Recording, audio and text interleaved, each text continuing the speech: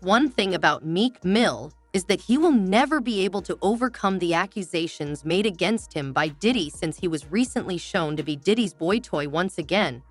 This came about when he criticized 50 Cent for getting into a quarrel with Diddy's kid Christian. Diddy is his man, and he will always ride for his king.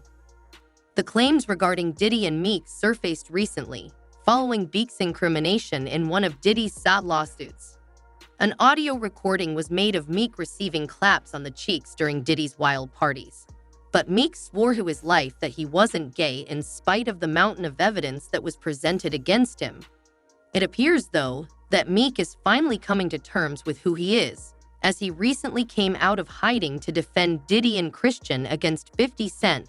What's even more absurd is that he had nothing to do with this whole affair, yet he felt compelled to intervene and stand up for his buddy since he saw his sugar daddy being dragged. This whole mess started a few days ago when Christian decided to act ganga and released a diss track targeted at 50 Cent called Pick Aid. He was basically sick and tired of 50 always speaking on Diddy, so he decided the best thing to do in the midst of all the allegations against both him and Diddy was to make a diss track against 50 Cent of all people. He rapped, "Police raid the crib like they think we selling, but we out here selling tracks, multi-million-dollar plex, knock these doors down like them Fetty boys running both our cribs. Too bad they ain't know we bought the one next door cause that's the one they missed when all they have was 50 See who put this city on the map. Stop lying." Aside from this diss track clearly being weak as hell and lacking any drop of talent, Christian's real trifling self Loki snitched on Diddy when he said, "Too bad they ain't know we bought the one next door cause that's the one they missed," like he blatantly confessed Diddy stashing all the evidence about his predatory behavior in the house next door,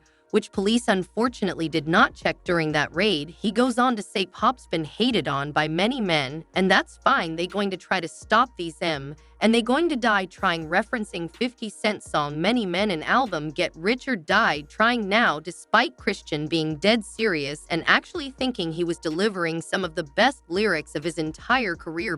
Did not see him as anything more than a wanted street boy.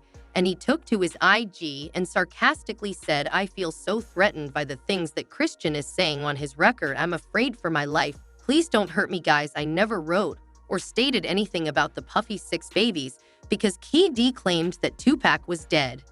I don't really get why they want to ladies if they can't even recall how amazing it was the morning after. For those of you who don't know who Grace Mark is, she recently filed a lawsuit against Christian, accusing him of spiking her drink and kissing her while she was working on Diddy's project back in December of 22.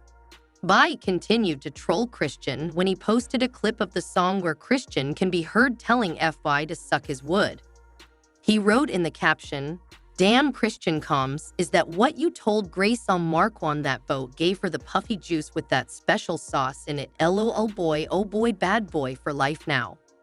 The suit also details audio recordings in which it says Mark can be heard declining alcohol, saying she had to leave and telling Christian comms to stop touching her with what sounds like kissing noises in the background. And as if this wasn't bad enough, FY posted the Parton Christian song where he was confessing to Diddy hiding all the evidence next door and said in the caption, "Now, why would you say some is like this when you know the feds are investigating? Is you stupid or is you dumb lol?" For some reason, this triggered Meek, and he decided to jump on Twitter and attack F50 for going back and forth with Christian. He responded to Fit's post about Christian snitching on Diddy and accused FY of being a mole in the industry who's secretly working with the feds, and he badged 50 for having an awful relationship with his son. He said, "Because you federal of the street ninjas and queens know why you trying to pick on a little boy. Your own son hates your guts. LOL, I'm so grateful to be on an island with my son and his friends on his birthday. Don't follow these guys, they miserable lives be terrible. Y'all paying ninjas to tear ninjas down. I never seen black people laugh at black people getting indicted. He really be online enhancing people cases.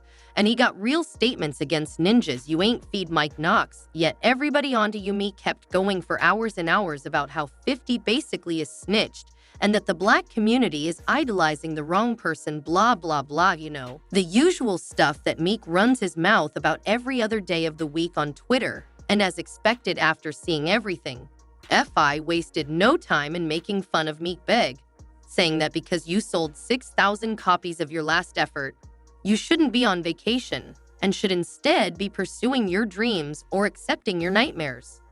May sticking by your guy, whom I respect, Meek was quick to respond, claiming that his previous project sold 6,000 copies.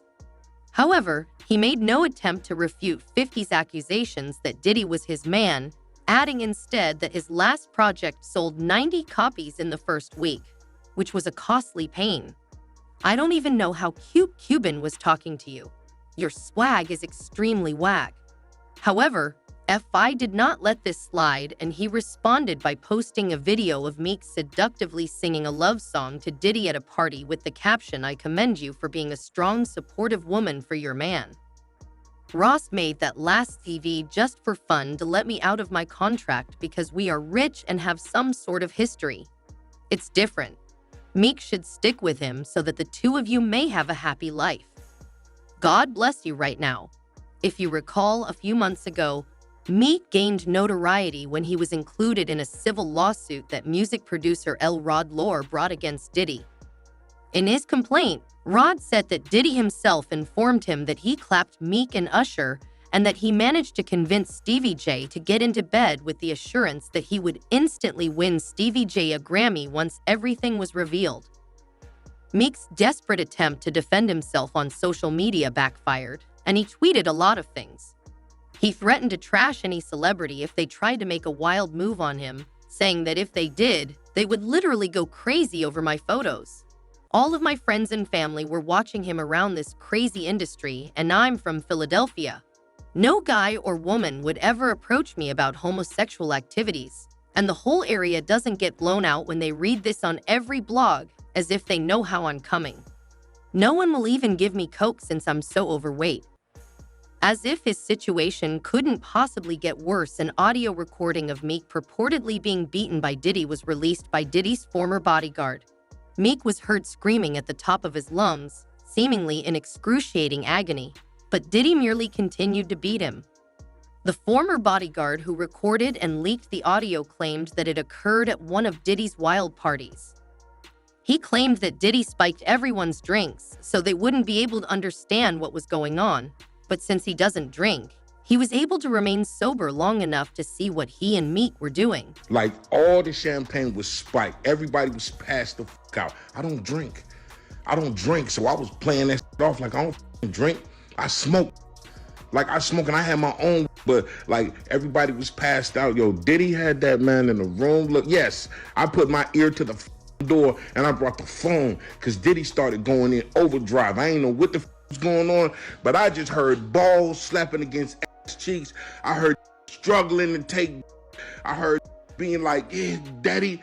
Like when he started all that daddy this and daddy that, and then I heard some hollering and struggling. Like, yeah, I kept the phone there and I recorded all this because I was like, this.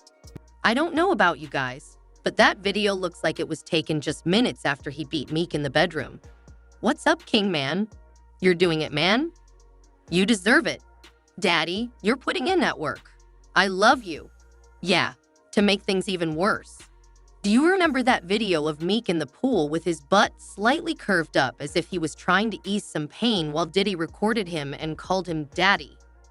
After Meek was discovered to be following a homosexual porn page on Twitter that only featured videos of black gay guys punching each other, there was more. An old song that Meek had recorded in the past in which he confessed to doing some heinous things with Diddy was also posted online. People had a lot to say about Meek's recent behavior, including this person who said that Meek should have come clean and that FY had been trolling Diddy long before all of this and that he would continue to do so after the facts were revealed. Additionally, Meek's son had stated what he said initially. FI was just reacting to it. And since he is a grown man and wants to throw shots, expect to get hit. Another individual said that Meek need to be speaking out about taking back shots at this time instead of just making tracks since he has been raped by snatching cheesecake like a sucker. I'm curious about your opinions on Meek's exposure as Diddy's boy toy and his subsequent decision to stand up for Diddy and his son. Please share your thoughts in the comments section below.